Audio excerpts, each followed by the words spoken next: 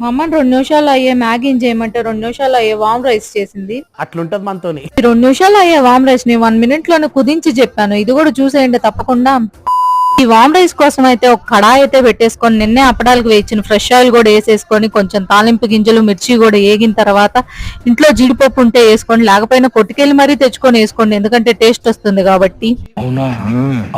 ఆ జీడిపప్పు కూడా కొంచెం బంగారం రంగులోకి వచ్చిన తర్వాత పక్కన పెట్టుకున్న పచ్చిమిర్చి కరివేపాకు అల్లం కూడా వేసేసి అవి కూడా కొంచెం ఫ్రై అయిన తర్వాత అప్పుడే స్నానం చేసి వచ్చిన వామును కూడా వేసేయండి. వాము కూడా కొంచెం ఫ్రై అయిన తర్వాత చల్లార్చుకున్న అన్నం కూడా వేసేయండి. మీ శుతిమెత్తని వేళ్లతో ఆ రైస్ ని కూడా శుతిమెత్తనంగా కలపండి. గట్టిగా కలిపారు అనుకో రైస్ ముద్ద అయిపోతుంది.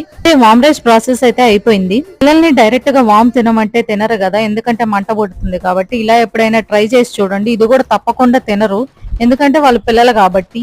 వాళ్ళు తినరు కాబట్టి మనం తినేసేయటమే, ఇంకేం చేస్తాం. సబ్స్క్రైబ్ చేసుకోలేదు మీరు, సబ్స్క్రైబ్ చేసుకోండి.